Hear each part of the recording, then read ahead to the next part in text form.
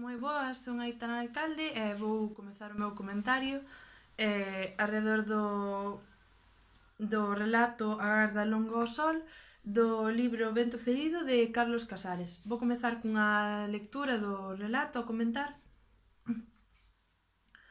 Axotou as moscas, que lle picaban na cara. Despois moveuse na cadeira e ficou, outra vez, cos ollos fixos na casa branca de enfronte. Oía os ruidos da rúa, que lle chegaban monótonos, obsesivos. Voces, coches, motos, e os martelazos con son a ferro do taller mecánico. Serían as 6:30. A sombra da Casa Branca aínda non baixara da acera. Pola mañá estiveron os netos para felicitalo. Comeron todos xuntos. Aínda non hai 10 minutos que se foron. Durante a comida houbo cantos, bailes, xa se sabe. El tivo que apagar as 80 velas da tarta. Vaste cansar, dicíanlle. Pois mira que cando teño que apagar as 100... As 100, dicíano por dicilo, pero as súas voces soaban a falso. Ninguén agardaba que el chegase aos 100 anos. Nin sequera a pequena Ana, a limpa Ana, creo que dicía. Ti has chegar aos 100, xa verás. Agora oía as voces dos pequenos que xogaban debaixo do balcón. Todos os días dormía a sesta, pero hoxe non se quixo deitar. Prefería estar no balcón, ao sol, á luz clara daquel ceo azul, e escoitar a cidade, escoitar algunha música que chegase de lonxe.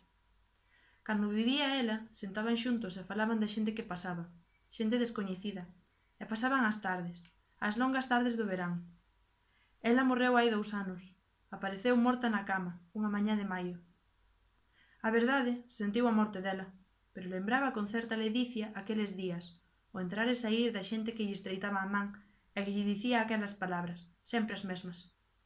Por varias veces lle veu a cabeza o pensamento de que fora feliz naquelas horas, pero non o quixo pensar, parecíalle unha pequena monstruosidade. Lembraba tamén os días que seguiron, xuntábase toda a familia alí, na sala grande do piano, a falar, a ler. A neta Ana, a 12 Ana, xogaba con el, preguntáballe cousas, e el ia respondendo a todos sen se cansar en de xamais. Pero chegou o verán, agora ian todos á praia ou de merenda e volvían tarde. Na casa non se paraba co calor. Marchaban. El quedaba sentado na súa cadeira, no balcón, agardando a noite. Gustáballe aquela tristeza que se lle metía no corpo ao caer da tarde, cando se acendían as primeiras luces na rúa. Gustáballe aquel irse pagando dos ruidos, das voces, dos berros dos nenos. E sentir o fresquiño iso das 9:30, que é cando o veñen buscar para a cea. Ven sempre a vella Susa, a boa criada de sempre, e leva o collido do brazo, mentres el se apoia no bastón. O ano pasado aínda se valía só, pero polo Nadal caeu polas escaleiras abaixo e partiu o espiñazo. Desde entón quedou inútil. Érguese ás 12. Ven a Luísa, a filla loira, a vestilo. Despois axuda a ir ata o balcón, e alí queda deica a hora do xantar. Ao rematar dorme sesta. Dorme para acurtar a tarde. A sombra chega agora ao medio da rúa. Son as 7. Oe ruidos de pasos no interior da casa e escoita un pouco. Debe ser a vella Susa. Por un instante pensou que sería o Milo. Cando cesaron os pasos berrou: «Milo!» Non respondeu ninguén. Ficou todo en silencio. O Milo é o neto máis grande. Ten 20 anos e estuda medicina. Agora, nas vacacións, ven case que todas as tardes por aquí, a falar co avó. Chega a iso das 8 e vais ás 9:30. Hoxe ao rematar o xantar díxolle: «Á tarde veño». Agarda que veña. O día para el non é máis que esa hora e media, de 8 a 9:30, na que fala co Milo. O Milo leelle o periódico e contalle as cousas que fai alá, na universidade. As moscas molestan moito.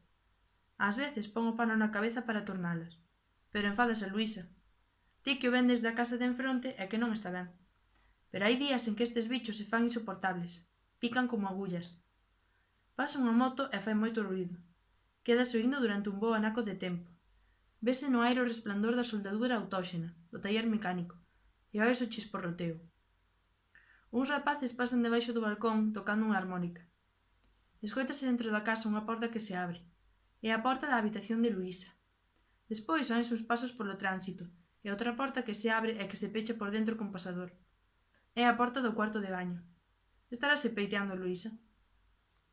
O ceo é agora vermello. Ao lonxe, mirando por riba do tellado do bar de enfronte, que queda á dereita do balcón, ves unha pequena nube. Ten a figura dun elefante. Ábrese a porta do cuarto de baño.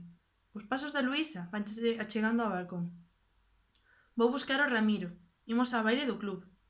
Dalle un bico e baixe. El fica un momento en silencio, case que sen respirar, para ir os pasos da Luísa, que vai baixando as escaleiras. Despois sente o pisar, xa diferente, no portal. E logo na rúa, distinto tamén.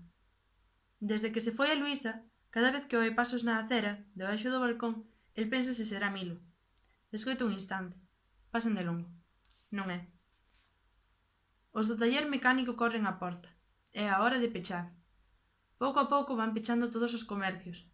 Por uns segundos a rúa queda en silencio. El revólese na cadeira, nervioso, ata que pasa un coche e desaparece o silencio. A tarde vaise apagando. Alguén canta, lonxe, e a súa voz chega ata o balcón. De aquí a pouco acenderán a televisión no bar de enfronte. El agarda ao Milo, contento. Chegaría unha música lene, triste, para facelo chorar, para lle facer derramar esas vaguas pequenas que nin sequera saen dos ollos. Soa o teléfono. El non se pode erguer. Berra. Susa! Xa... Afina o oído. A Susa fala. Colga de seguida e diríxese ao balcón. Era o señorito Milo. Ah. Di que non pode vir, que está invitado a ir ao cine. No bar de enfronte acenderon xa a televisión. Acendéronse tamén as primeiras luces na rúa. Alguén pasa por debaixo do balcón cun transistor a toda voz. Escoítase unha bella canción.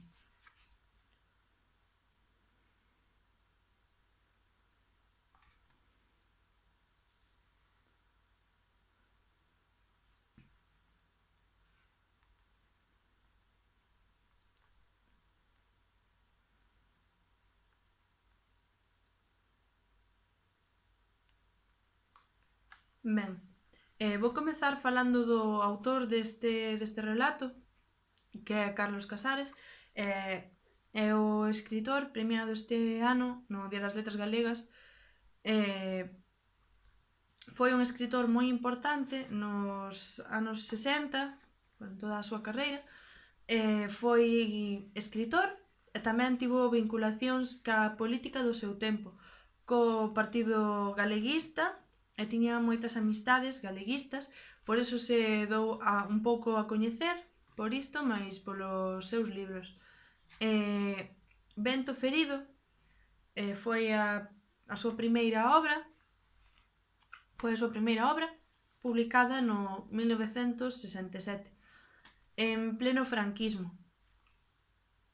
É un berro de valentía e de liberdade para denunciar a situación que se estaba vivindo naquel momento ca dictadura franquista, aínda que neste relato non se vexa totalmente. Engadir, ademais, que non só en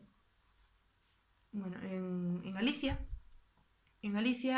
os galegos estaban vivindo unha mala situación por falar un idioma distinto e estábase impoñendo o castelán nas escolas, castelán obrigatorio. Carlos Casares publicou un libro en galego,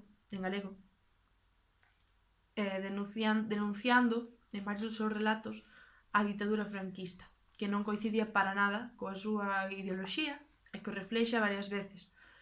Por iso digo que é un acto de valentía, xa que este libro foi levado a xuizo varias veces, a xuizo por un relato no que se describe os asasinatos que se cometían a veces a persoas totalmente contrarias ou con pensamentos distintos ao réxime franquista. En canto aos seus datos técnicos, a voz narrativa deste relato está en terceira persoa. É un narrador omnisciente, polo tanto, porque o narrador é capaz de ver os sentimentos e os pensamentos do protagonista, do ancián que é protagonista deste relato. Ademais, describe todo o que pensa, como se sinte en cada momento.